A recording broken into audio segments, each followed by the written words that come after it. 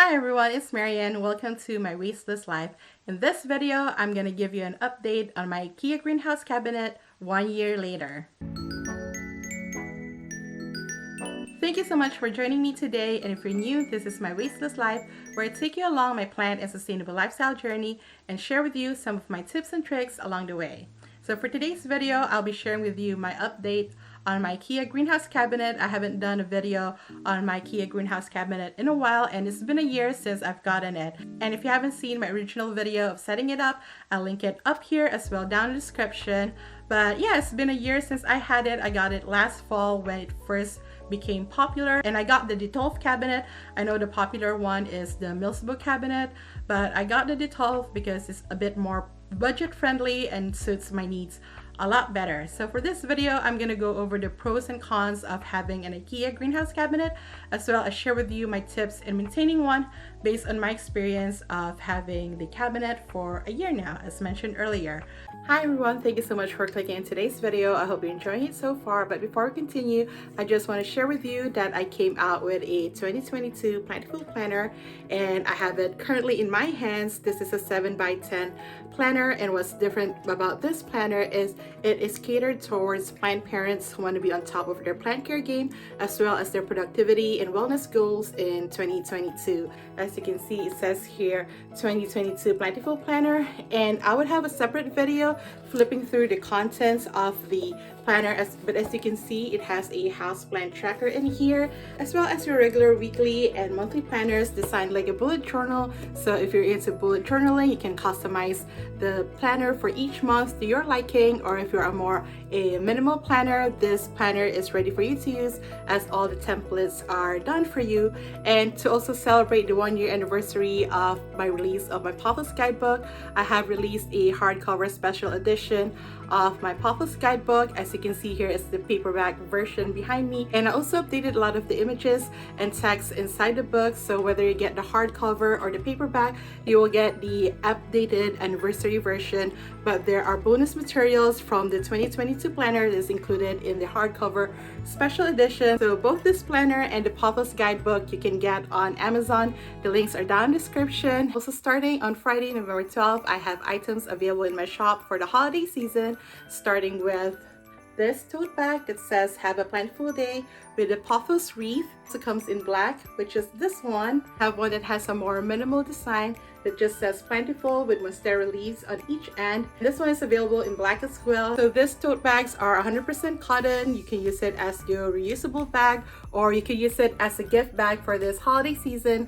But if you want something that is more holiday and more festive, this one, the Merry Plantmas tote, it has a holiday tree that has tropical leaves on it instead, and at the bottom it says Merry Plantmas. And a different canvas tote bag, which is a lot more quality, a lot more softer, and this is by the brand Uniqlo. Again, this make a great reusable bag for the holidays, for your shopping, or you could use this as a gift bag, so this one becomes a gift in and of itself this holiday season. So these are going to be available in my Etsy shop starting tomorrow, November 12th, as mentioned. Exclusive to my YouTube subscribers and viewers, you're getting first dibs on my Black Friday discount code, which is Plantsgiving10, which will give you 10% additional off your orders, no minimum required, and also all orders that you're going to make on my Etsy page from November 12th to December 1st is free US standard shipping.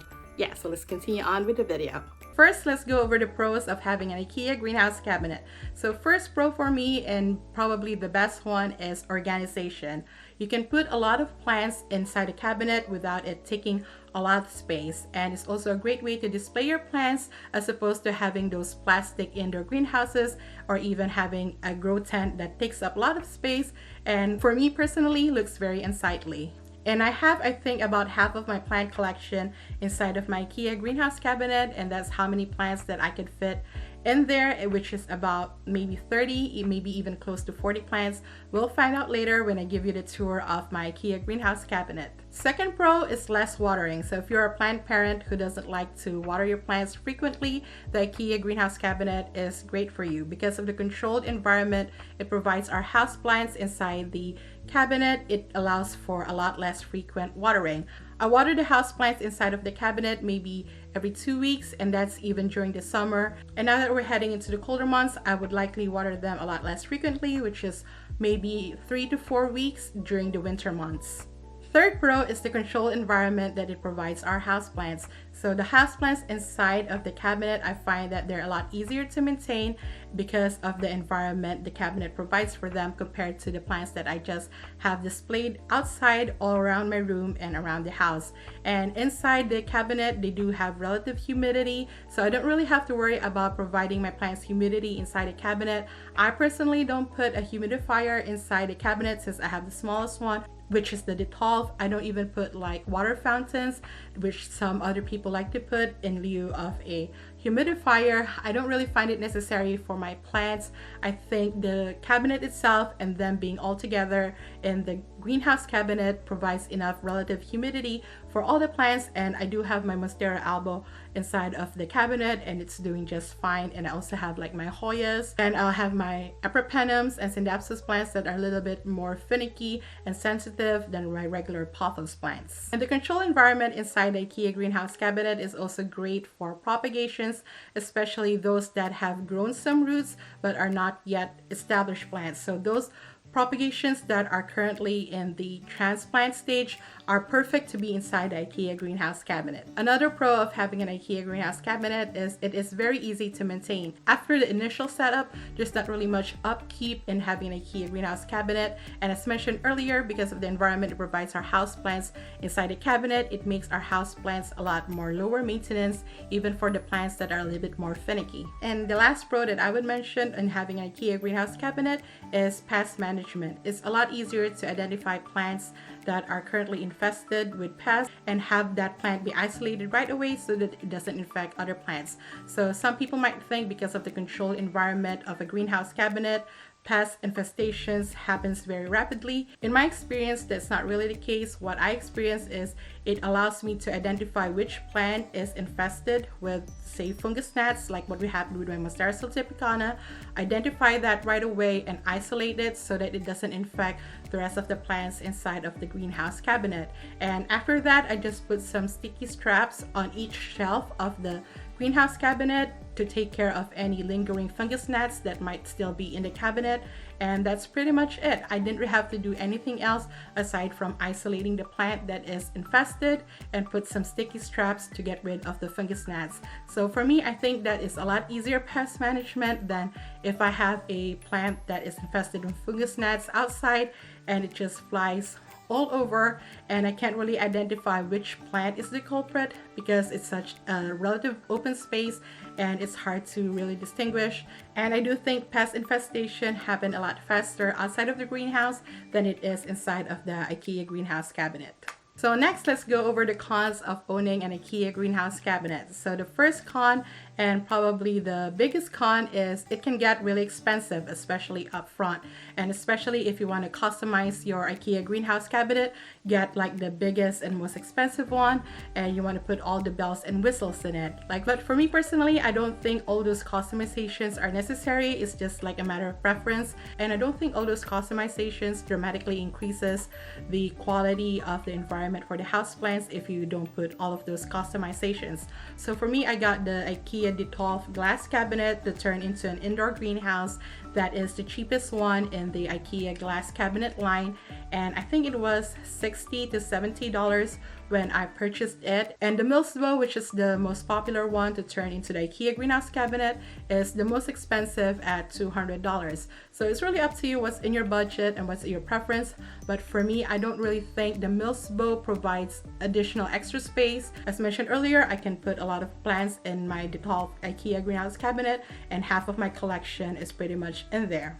Others customize their Ikea greenhouse cabinet. They replace the glass shelves with the wire shelving, and they put pegboards to hang some more plants, and also they add humidifiers and fans and sometimes water fountains inside of it. Some also include weather stripping to get rid of any gaps in the cabinet, and for some, depending on the cabinet you get, you have to drill holes in them to put all the wiring through. And for me, I didn't find those customizations necessary since I got the Detolf.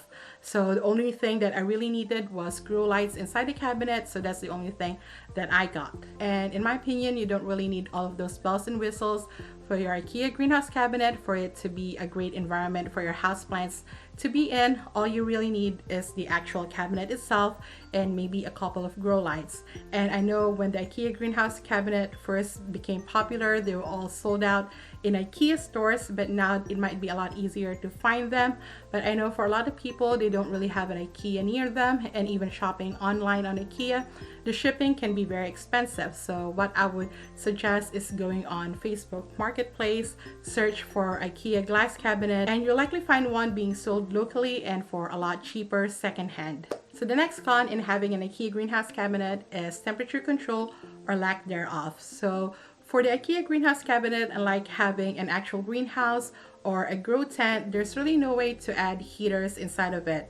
I mean, maybe some people have attempted or do put heaters inside of it, but I don't think that's really advisable, especially if you have the smaller kind of IKEA greenhouse cabinet like I do. But because the IKEA cabinets are made mostly of glass, it can get really cold during the colder months. During the summer, I don't really have an issue of it being too hot or too warm for my plants inside of the greenhouse, but definitely during the colder months, it can get really cold inside of the greenhouse cabinet. So for me, the way I resolve that is by placing a heat mat inside of the cabinet. And because of the enclosed nature of the greenhouse cabinet, the heat emanated from the heat mat travels all the way through the cabinet and provides a warmer temperature for the houseplants during the colder months. And the next con is instability. So the Detolf cabinet especially can get really unstable, and if you have assembled an IKEA Detolf cabinet, IKEA provides you extra hardware to make sure you can anchor it on your wall so it doesn't topple over.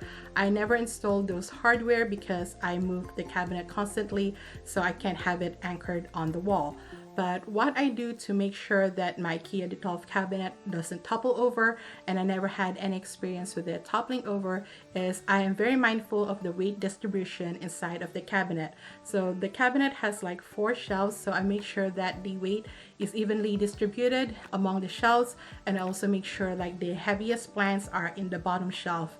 And also when I am cleaning out the shelf, I also empty the shelves from top to bottom, not bottom up, because the toppling happens when the shelf is top heavy. So make sure when you're cleaning out the cabinets, make sure you start from the top to bottom, not bottom up. And speaking of cleaning the IKEA greenhouse cabinet, next con is since it is made of glass, it can also get dirty very easily.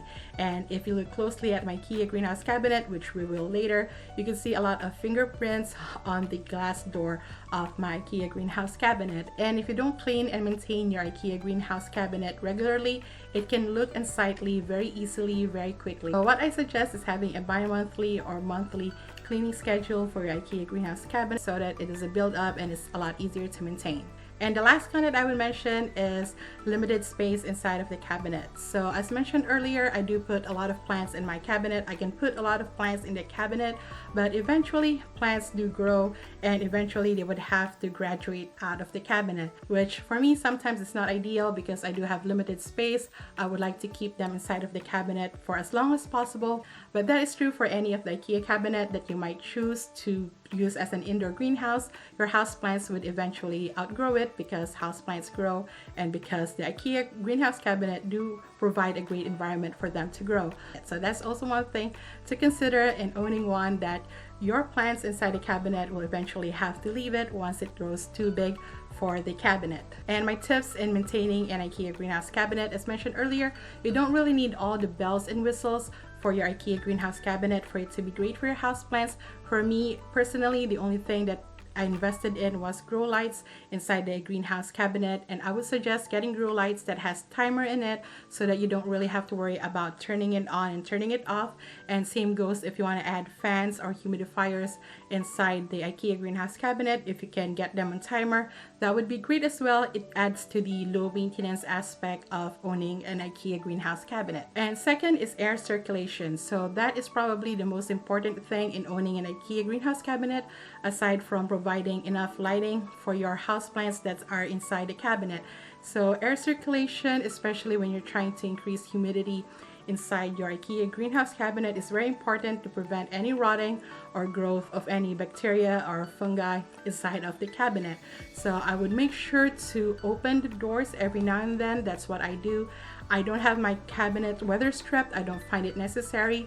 So that also allows for a bit more air circulation inside the cabinet. But that also lowers down the humidity level inside the cabinet. But for me, it's okay because of the size of the Detolf cabinet and the number of plants that I have in it. The relative humidity inside the cabinet is good enough for them. So I don't really need a humidifier inside of it, but I still make sure that there's good air circulation inside the cabinet by opening the doors every now and then. Last but not least, when you are watering your plants that are inside the Ikea greenhouse cabinet, I personally take out the plants from the Ikea greenhouse cabinet, water it, and then put them back. But before putting them back, I make sure that they are drained of any excess water before placing them back inside the cabinet.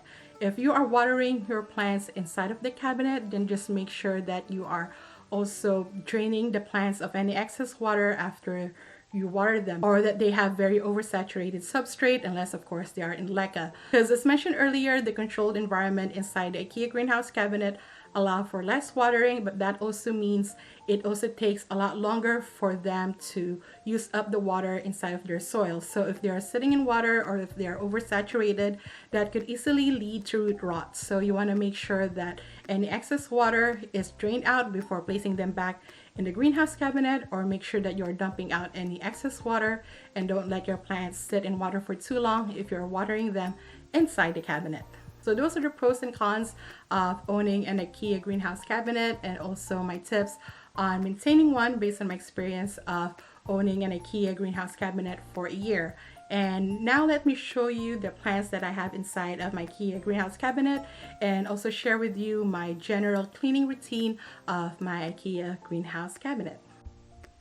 And here is my Ikea Detolf greenhouse cabinet, and I have just recently watered the plants, so I don't think I am going to water them today. But as you can see, the glass panes, they have watermarks and fingerprints, so we're gonna clean that out today. But let me first show you the plants that I have inside my greenhouse cabinet. All right, so let's open it. And yeah, so as you can see, I have the grow light strips up here. I have 3 of them, 1, 2, 3, and they are on a timer. So the Detolf does have 4 shelves, but I removed the glass shelf over here and placed it underneath there as a lining. And as you can see, that is the heat mat.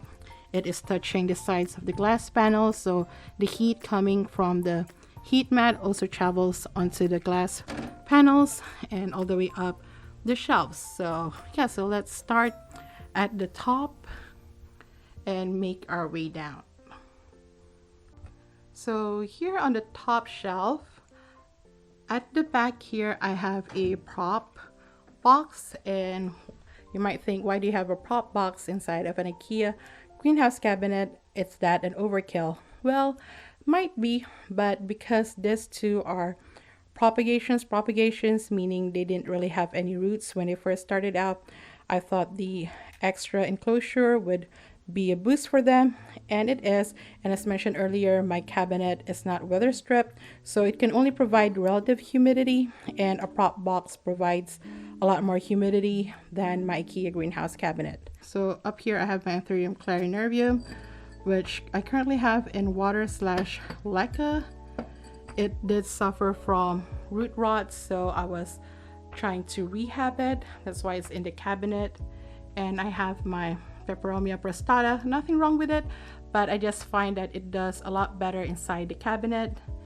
And back there is my Peperomia hoax. So people have the misconception that some succulent-like plants don't really need humidity, and for the most part they don't. But I do find that like plants like Peperomias and Hoyas do benefit from humidity inside IKEA greenhouse cabinet. But again, I only provide relative humidity inside my IKEA greenhouse cabinet, not high levels of humidity. So I do have the Ceropegia string of hearts variegated here. It does a lot better in my opinion inside the cabinet than out. And this is my skeleton key POTHOS, also started out as propagations. Now it has grown several leaves. A bit of a slow grower, but that's okay. And also the Dischidia variegata. I keep forgetting what kind of Dischidia it is, but it is a Dischidia variegated, and it has been in the Ikea greenhouse cabinet as well, and it does pretty well. Try the Scantia gently. I also find for plants that like a lot of moisture and you hate watering them all the time, like for me, the Tradescantia, it's good for them to be inside of the Ikea greenhouse cabinet. So down here in the second shelf, back there, I have my Syngonium albo cuttings. If you haven't seen yet, I have a video where I propagated my Syngonium albo because it was getting too leggy. And here I have my Monstera Stadleiana, which I also did a care video of. And if you remember me talking about in one of my videos, I've mentioned there that every time I do a propagation video of a plant or a care video of a plant, it ends up acting up. So that happened to my Stadleiana. It is I was said in that video, oh, I never had any problems with it. Right after that video, I started having problems with it. So I had to repropagate it and reroot it, and now it has grown this much roots.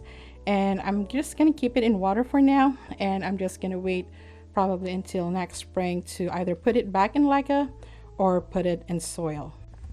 All right, and back there is my Syndapsis Silver Hero, and I'm trying to get it to climb this bamboo plank over there. It is a very slow grower, but it has grown 2 new leaves, this one and oops, and that one over there. And here I have my Hoya Carrii reverse variegata, and I have my Brantianum. This one is a very slow grower for me too, and I never really had a lot of luck with this, but we'll see. I mean, I had this for like almost a year now, and it's still this size. So, and here I have my Philodendron Silver Stripe Rio Green Splash. Not really sure, but I grew this from essentially a node, so I'm kind of proud of it. And this one is my Monstera Celtipicana. This one is a diva. I always had problems with this, but she always bounced back. So now she's in her comeback stage, in her bouncing back stage. So she's doing really well right now. And here is my Shangri-La Pothos. It's also grown a lot of leaves. They say this is a slow grower. It is, but it's not as slow as people would think. It actually grows at pretty decent rates. So I like that plant. And here at the bottom shelf, which is shelves 3 and 4 originally, but I mentioned earlier I took out the glass shelving up here, and I have that wire grid. That wire grid I already had even before I had the Ikea greenhouse cabinet. It used to hang on my wall, so instead of having the pegboard, I just put this one in here, and I just installed it with zip ties. So here is my Hoya compacta variegata, or what's left of it, from the plant that I bought from the Plantier in Chicago. This is my Haworthia, the only one that I have. Most recent plant that I got, which is a repurchase, a Hoya Carrii albo marginata. I bought this from Rewild, which just recently opened in the DMV area, their Nova location at least. They have a DC location as well, so if you haven't seen my tour of it, I'll link it up here and down in the description as well. And there is my Hoya Cartesii and a couple of Tradescantia in one pot. And down here, so on the heat mat, I have my Syndapsis Silver Splash, one of my few plants in leca. I think this is the one of the 2 plants I have left in leca. So this is the Silver Splash, and I have the Chia Pens, the other one that's in leca. This also started out as a single leaf cutting. Now it has 4 leaves, and this is one of those plants that I anticipate that would graduate eventually, because this plant can grow really big. And then of course I have my Monstera albo that I got through a trade when I traded out my Phi Constellation Monstera, or a propagation of my Phi Constellation Monstera, if you can call it that. My issue with this one is, I mean, I guess a happy problem, but it's pushing out almost completely white leaves. I'm hoping it to push out a lot more greener leaves. But if that doesn't happen, I might have to chop it off back to where the stem is a lot more green, and hopefully it will push out more leaves that are green. I'm currently like air layering it in preparation in case that I need to do that, so that hopefully if I do cut it off I can propagate it, but we will see. And this one over here is my Syndapsis Silver Lady. So let's open it up. So kind of same situation as the Hoya fishtail and the Epipremnum pinnatum variegata propagation. This one is in a prop box inside a greenhouse cabinet. And here it's what it looks like. I honestly could probably take it out of the prop box because this is pretty established by now. And this one also started out as a 2 and 3 leaf cutting, and it's now like grown so many new leaves. So the prop box inside of a greenhouse cabinet works if you want to try that out for yourself. And yeah, so that is pretty much all the plants that I have in here. This one is my dead variegated string of hearts. Look at it, it's so pitiful. And I still keep it in here for some reason, but I don't think this one is coming back from the dead. It's like pretty much all shriveled up. But yeah, so those are the plants inside of my Ikea greenhouse cabinet, and I'm gonna show you how I pretty much clean it. Like with this one, I just spilled soil while I was doing the tour, and back there, I think I forgot to show you, I do have a sticky strap at the back to catch any fungus gnats. So I only have one right now because I don't really have any infestation right now. That is just for like prevention and maintenance. And like I said, I just watered my plants, so I'm not really gonna water them today, but just gonna clean up the cabinet itself. So when I have messes and spills, this comes very handy. So full disclosure, this was gifted to me by Alec Holmes, but any handheld vacuum is gonna be your lifesaver, not just for your Ikea greenhouse honestly, but for your plant maintenance in general. So like with this one, when I don't want to move the plants and I just don't want to take them away, but I want to clean up, I just use the handheld vacuum.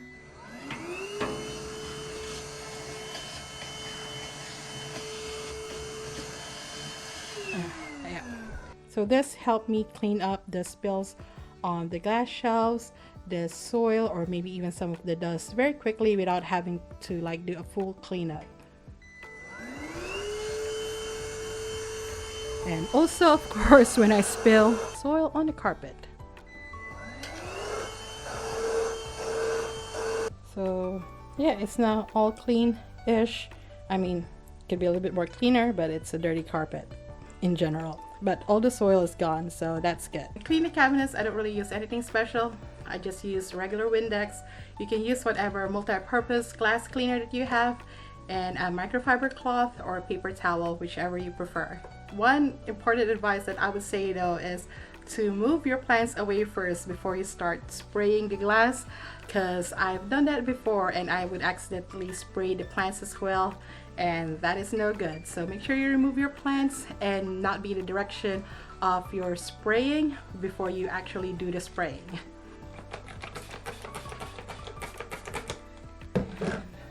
I mean, there's really nothing to it. It's just this. And I do that for all the glass panes and the doors. Make sure to get all the corners because that's usually where all the fingerprints are.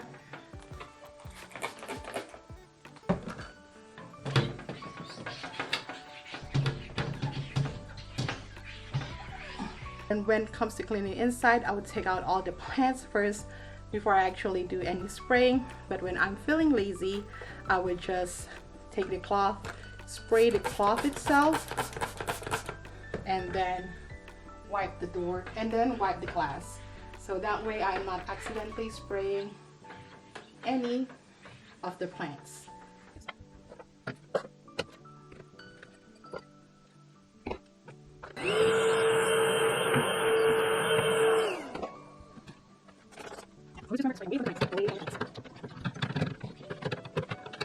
And I would do the same thing for all the other shelves and I'm not going to put back the plants until I've cleaned every shelf, because as I've said earlier, you want to clean it from the top to bottom, but don't put back the plants yet as you go through it, because if you do that, you are emptying the shelves as you go down, then the glass cabinet will become top heavy, and you don't want that.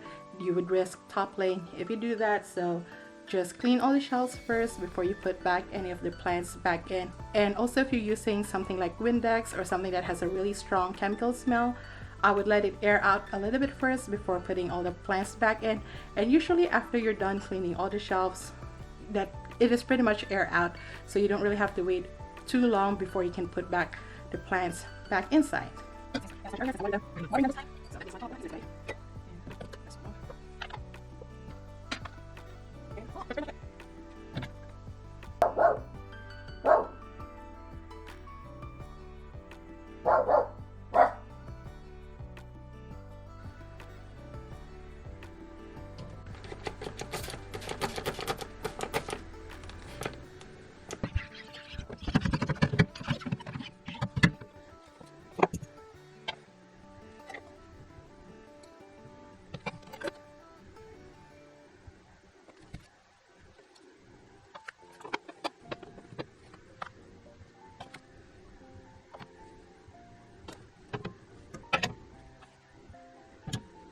Yeah, so those are my pros and cons of having an IKEA greenhouse cabinet, and tips on maintaining one, and my 1-year update on my IKEA greenhouse cabinet. So if you have any additional tips or you have any questions, please put them in the comments down below.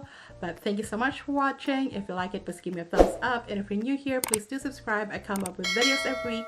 And if you haven't yet, check out your videos up here until my next one. But until then, I see you, I appreciate you. Take care of yourself and each other, and have a plentiful day. Bye.